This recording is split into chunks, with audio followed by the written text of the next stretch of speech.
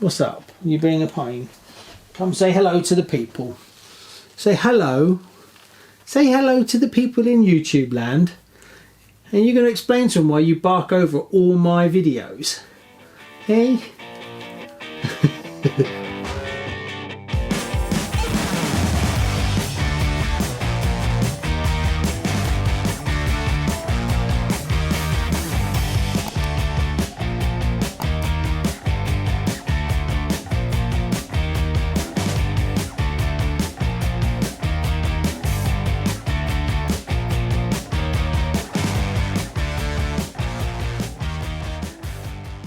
Hi and welcome to RCKicks. On today's show, well, I've got something a little bit different to discuss with you, and that is this.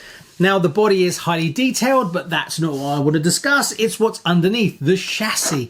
Now, this chassis is from RadshapeRC. I'd never heard of them before. Contacted by Steve Miller. Now, Steve is a viewer of the channel, and he said, hey, I've got this cool car I'd like to send you. So he sent it over to me to have a look at, and it was a total new one for me. So we started talking about the company, and then I did a bit of research online, and it's a UK-based company that unfortunately does not exist anymore.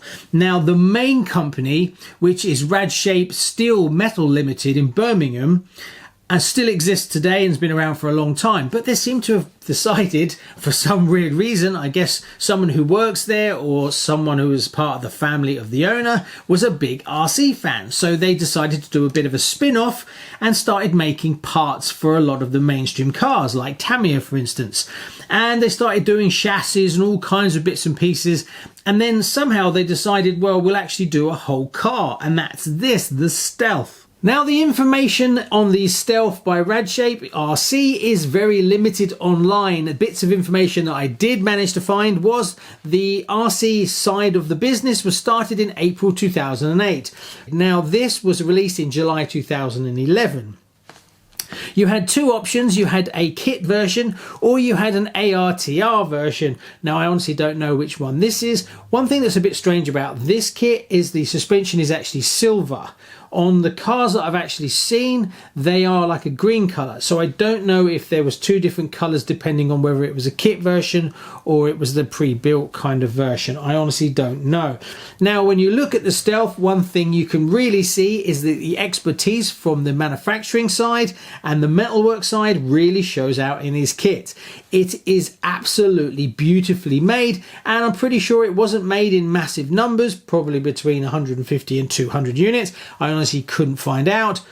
Now, going by the amount of sold parts on likes of eBay, for instance, there is none, actually zero, which kind of lends itself to the idea that there is not many of these about at all. So the chassis is rear-wheel drive with a ball diff. Also, it has a floating rear cage where the motor sits. You can actually put the motor on either side if you want.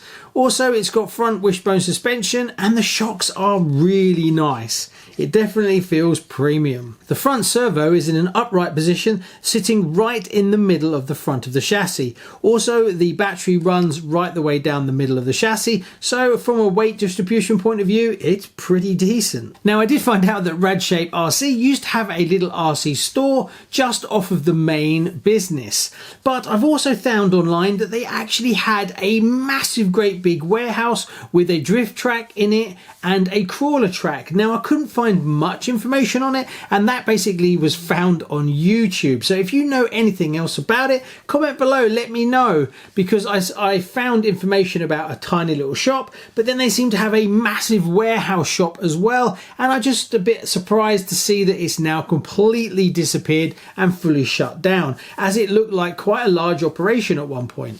While I was talking to Steve about the Stealth and trying to gather as much information as possible to bring it to you in this video, something popped up on eBay, which is out of the blue, as there is nothing on these cars on eBay at all, nothing previous, nothing current.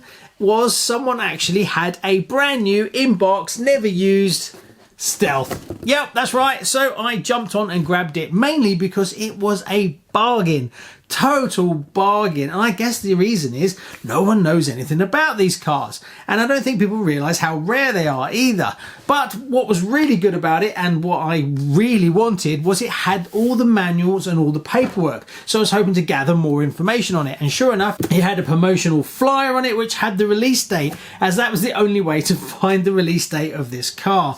But I am super chuffed, as the box is in pretty decent condition and the car is mint, never driven, but it's got everything original on it. And as you can see, the shocks are a different color to the one that Steve gave me, which was a bit weird. This is the flyer that came with it, which actually gave me the date of when it was available, as well as a few bits and pieces, as well as the company information.